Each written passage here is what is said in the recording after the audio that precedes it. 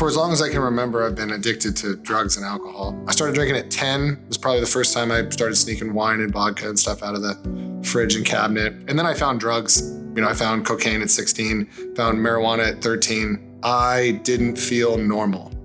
I felt uncomfortable. It was very difficult for me to deal with pressure, and alcohol helped me deal with those maladies. And then in 2007, I started to turn colors. I started to turn yellow, like this shirt. What I would later learn is called ascites, was developed and brought on by liver failure. I maintained my 6 months of sobriety. I started working with foster dogs. I started bringing in foster dog after foster dog. I started volunteering for different animal rescue organizations in Tehachapi. I started walking, and I changed everything that went in my body. I had, withdrawals were extremely difficult. If I didn't have my dogs for that experience, I would have killed myself. And then very miraculously, someone reached out to me from Amen Clinics, having heard a podcast or watched something that I did related to the work that I do online that led me into the process of understanding what status my brain is in. Dr. Storage is just the best. I love that guy. So I got prepared for my SPECT scan results. We walked through them. They were difficult to hear. I was essentially told that I have, degrees of brain damage that we can work on.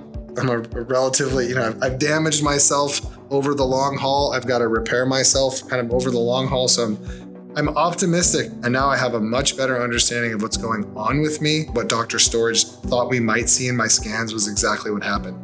My brain is parasympathetic nervous system like compromised. And everything was right in the lizard center of my brain, where I'm fight or flight like crazy. And it was exactly what it showed. And so now I know what I have to do. And I can't also tell you like how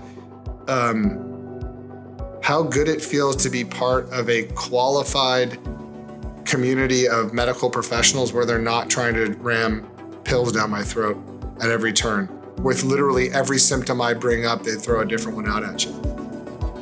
Yeah, I have a lot of hope for the future, and I know also too, there's something kind of uplifting and invigorating knowing that it's up to me, that I have all the information. I have a great support, crew with me. I have my own pit crew now, and here's what I got to do to move forward. No more drugs, no more alcohol, no more bad food, no more salt, no more sugar, grilled vegetables, protein, and vitamins.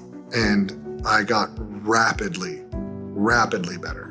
So to have the foundation and the clinic itself look at me and say, hey, we appreciate what you're trying to do for the world.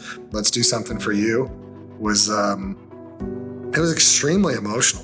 And that was really the thing that I will be most grateful for my entire life. Everyone talks about miracles, but that was a really big deal. And I have hope, and for the longest time, I just thought this was something that I was going to have to eat, that I was just going to have to deal with.